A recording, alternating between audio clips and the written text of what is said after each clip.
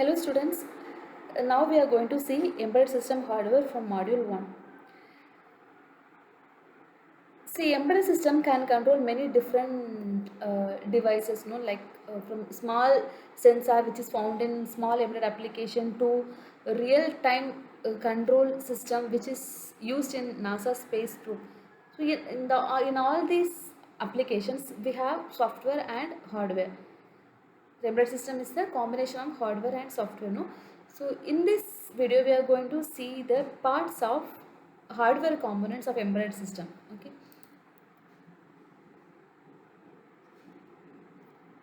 see, this is the block diagram of embedded hardware devices. We can see ARM processor, interrupt controller, memory controller, AHP bus, real-time clock, serial UART, Ethernet, counter, timers and memory, everything. Uh, Embedded hardware devices are divided into four major components: ARM processor, controller, peripherals and bus. Okay, this ARM processor, this is used to control the embedded system. These controllers are used to coordinate some important functional block of the embedded system, and peripherals are the devices through which the user or outside world can communicate with the embedded system. Then bus is used to communicate between the processor and other devices of the embedded system. So now we'll see each part of the embedded system. First is bus. See, we have inbuilt bus or on-chip bus in the ARM processor. No? There are two different classes of devices attached to the bus. They are ARM processor core and peripherals. ARM processor core are the masters, peripherals are the slaves. Masters will initiate the data transfer, peripherals will respond to the data transfer. Okay, then the bus has two architecture level: physical level and protocol. The physical level is responsible for the electrical characteristics of the bus and width of the bus. Then protocol, it sets the rules for the communication between processor and other devices. Then protocol, in ARM processor we are using AMPA protocol, advanced microcontroller bus architecture. Okay, this AMPA protocol introduced ASB and APB bus initially, ARM system bus and ARM peripheral bus. Later on it introduced ARM high performance bus. Out of these three buses, ASB and APB are low in performance wise, but AHP buses have a high performance. Why? Because this AHP uses centralized multiplexed bus scheme for the data transfer, but this ASB and APB are using bidirectional data communication. So because of this, the performance of the AHP is more compared to ASB and APB. Okay, this AHP bus is having two variations: AHP Lite and multi-layer AHP. In multi-layer AHP we can have multiple number of bus masters, but in AHP Lite we can have single bus master. Okay, then memory. Embedded system must have some form of memory to store data, instruction and to execute these instructions. So we need memory. We have on-chip memory also. If necessary we can connect external memory also. Okay, so we'll see about hierarchy of memory. First, hierarchy is nothing but memory arrangement inside the ARM processor. You can see here, first cache memory is placed, then main memory, then secondary storage memory. So cache memory is placed between ARM processor and memory. So this side we can find ARM processor. So cache memory is used to speed up the communication between ARM processor and main memory. And main memory, it's large in size, and so we have seen load store instruction. No? So load store instructions are used to move the data between processor and memory and registers. So these load store instructions can access main memory only. Okay. Then secondary storage memory. Secondary storage memories are slowest and largest memory. Examples we can tell CD-ROM, hard disk drives. These are the examples for secondary storage memory. Then width. The memory width is the number of bits the memory returns on each axis. So memory width is nothing but the data with only, it can be 8-bit or 16-bit, 32-bit, 64-bit, anything.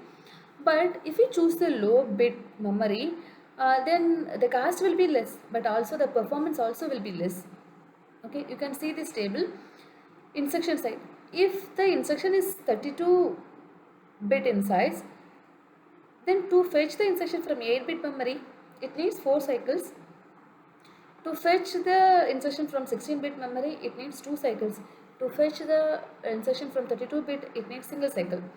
Then if it takes some 16-bit instruction size, to fetch this from 8-bit memory, it takes 2 cycles, 16-bit memory 1 cycle, 32-bit memory means single cycle. Okay.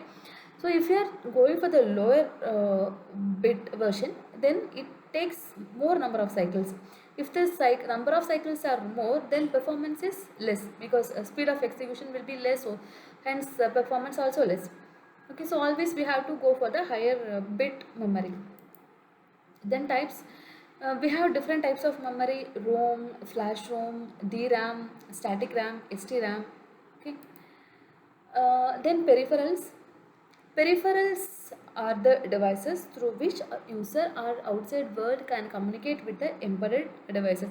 Like that, embedded system also needs some input-output devices to interact with the outside world.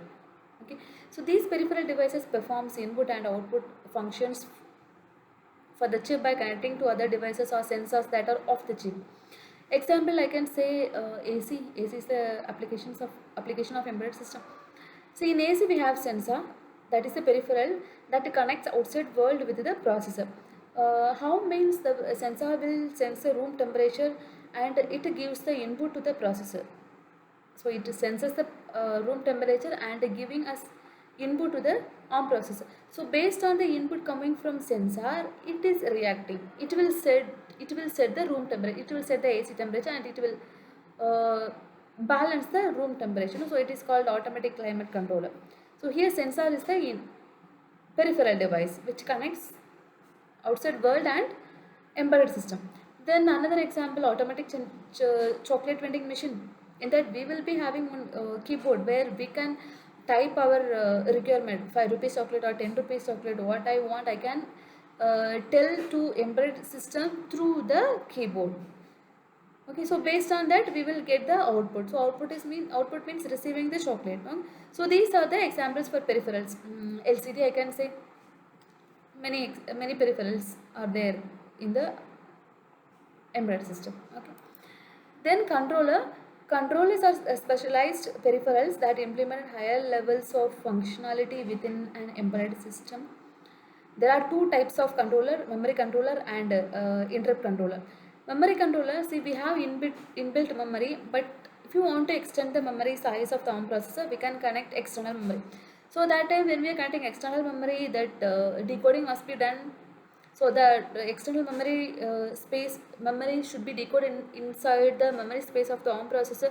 For to manage everything, we have memory controller. So memory controllers connects different types of memory to the processor bus. Then interrupt controller.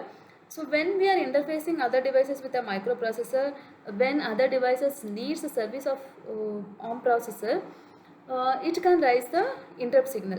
So that time when processor receives the interrupt signal, it will stop its process and it will go service to the other external devices. No, this is interrupt.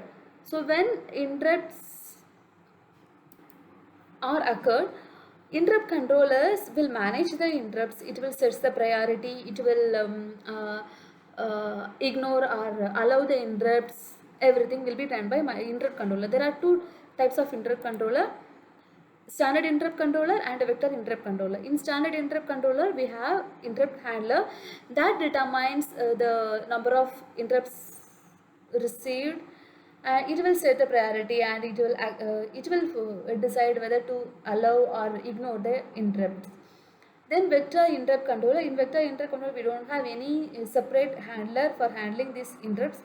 This vector interrupt controller itself will prioritize, will decide whether to allow or ignore the interrupts. So when we compare these two, standard interrupt controller, vector interrupt controller, this vector interrupt controller is the best one. Okay. Thank you.